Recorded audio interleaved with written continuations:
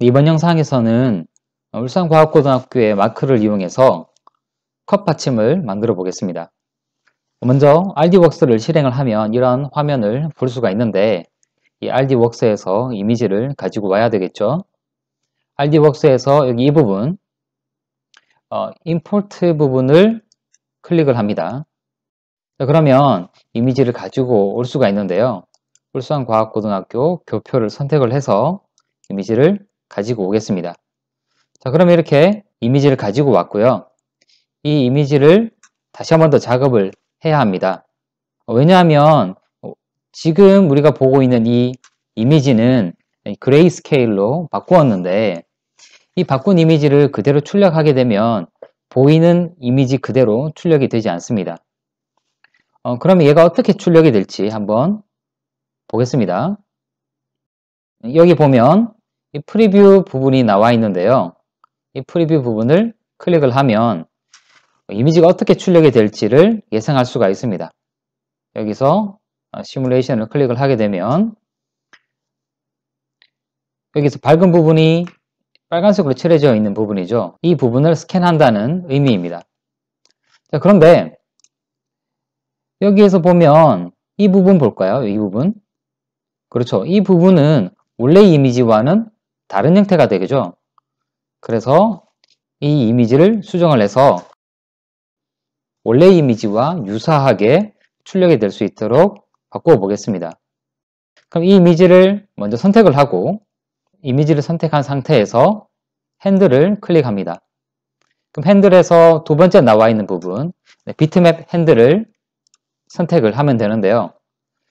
이 비트맵 핸들은 바로가기로도 나와 있습니다.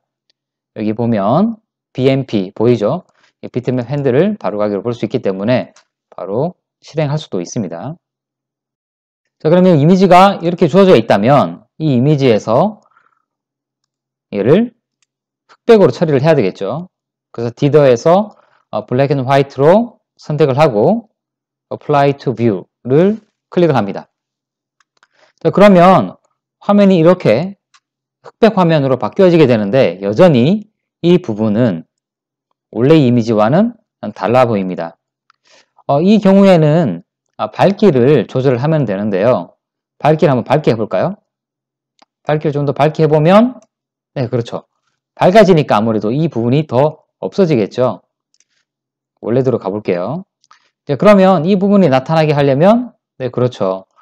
밝기를 어둡게 해야 되겠죠. 밝기를 조금 어둡게 해보겠습니다. 밝기를 좀 어둡게 했더니 원래 이미지와 유사하게 바뀌어지고 있는 것을 확인할 수 있습니다. 그럼 이 상태에서 좀 더 어둡게 해보겠습니다. 네, 어둡게 했더니 다른 부분까지도 까맣게 되어버렸습니다. 그래서 이 부분을 적당히 조절해 가면서, 이 밝기를 적당히 조절하면서 우리가 원하는 이미지에 가깝게 되는 때를 선택을 하면 됩니다. 이 경우에는 대략 밝기를 마이너스 32% 정도로 하면 우리가 원하는 이미지로 얻을 수가 있습니다. 물론 여기 보이는 이 점은 없앨 수가 없습니다. 만약에 점을 없애고 싶다면 따로 이미지 작업을 해야 되겠습니다.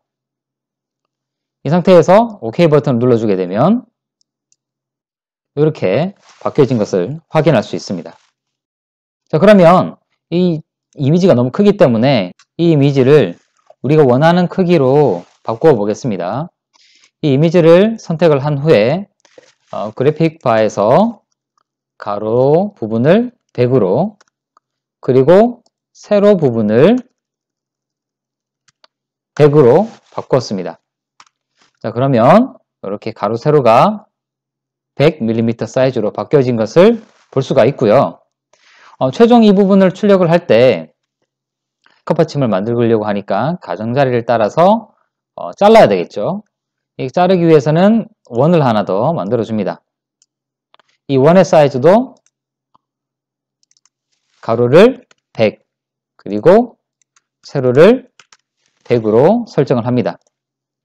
그리고 이 부분은 잘라야 되니까 이 부분의 레이어를 제가 빨간색으로 바꿔주고, 빨간색 레이어는 레이저 컷으로 바꾸어 주겠습니다. 자, 그럼 이 두 부분을 합쳐야 되는데요. 이 두 부분을 이렇게 마우스를 끌어서 이렇게 합쳐도 되겠지만 이런 경우에는 그 맞추는 게 쉽지가 않겠죠. 그래서 이 두 개의 이미지를 모두 다 선택을 하고 여기 이 부분을 눌러줍니다.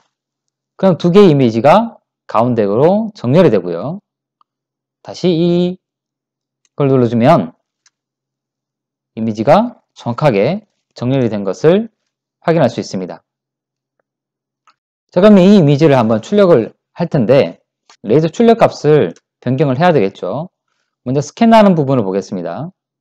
스캔하는 부분은 지금 설정되어 있는 값이 스피드가 100이고 레이저 출력이 30으로 되어 있습니다. 근데 우리가 컵받침을 만들 때 사용할 재료가 MDF이고 그 MDF 3mm짜리, 3T짜리의 MDF를 사용할 건데요. 그때 적당한 값을 가지고 와야 되겠죠. 적당한 값을 가지고 오기 위해서는 여기 보시면 파라미터 라이브러리를 가지고 옵니다. 파라미터 라이브러리에서 MDF Low Power, Engrave MDF Low Power를 선택을 합니다. 근데 가지고 와지진 않죠, 이 값이. 왜냐하면 우리가 이 가지고 온 이미지는 BMP 파일이고요. 여기서 가지고 오는 형태의 이미지들은 벡터 파일이기 때문에 그 파일이 맞지 않으면 이 설정 값을 가지고 오지 못할 때가 있습니다. 자, 그때에는 이 설정 값을 확인하면 되겠습니다. 이 설정 값을 보면 스피드는 200 그리고 이 레이저의 파워는 14로 설정이 되어 있는 것을 확인할 수 있고 그 스캔의 갭은 0.08mm로 되어 있습니다. 그러니까 이 0.08mm는 한 번 긁을 때 긁는 간격이 0.08mm인데요. 한 0.04까지도 우리가 줄이면 해상도를 더 높일 수가 있겠죠. 그래서 이 부분을 다시 나와서 아까 우리가 봤었던 그 값 스피드는 200으로 그리고 파워는 14로 설정을 합니다. 그리고 2번은 해제를 하고 첫 번째 레이저 설정 값만 가지고 오면 되겠습니다. 그리고 여기서 보면 인터벌이 나와 있는데요. 인터벌은 아까 0.08이었는데 우리는 0.04로 해서 좀 더 정밀도를 높여 보겠습니다.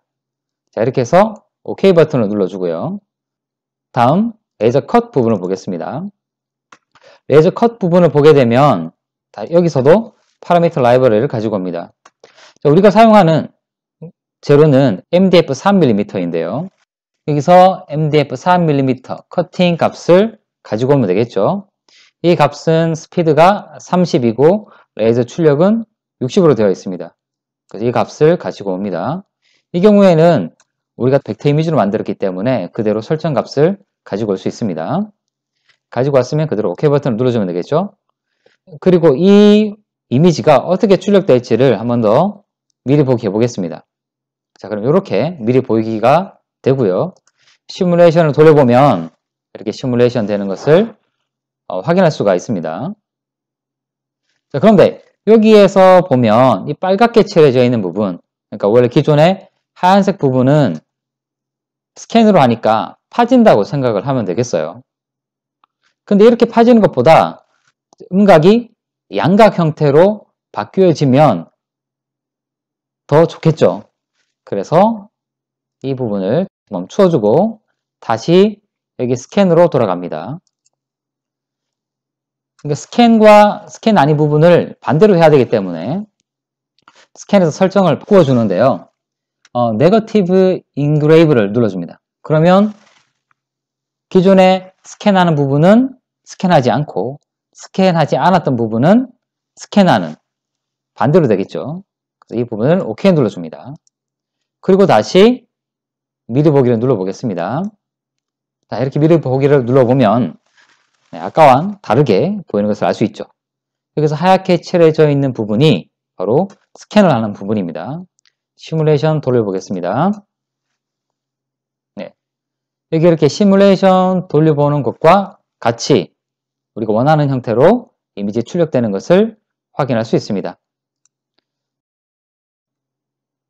이렇게 작업이 다 끝났으면 이 작업이 끝난 이미지를 저장을 해야 되겠죠. 이미지를 저장해 보겠습니다. 파일 이름은 ushs로 저장을 하겠습니다. 작업이 다 끝났으면 레이저 조각기와 노트북을 연결을 하고 다운로드 버튼을 눌러줍니다. 그런데 그 전에 이 이미지를 출력을 하게 되면 실제 레이저 조각기에서는 좌우 반전이 되는 경우가 있는데요. 따라서 이 이미지를 좌우 반전 시켜줍니다. 그 후에 다운로드 버튼, 오른쪽 아래에 있는 이 다운로드 버튼을 눌러주겠습니다. 다운로드할 때 파일 이름은 ushs로 지정하겠습니다.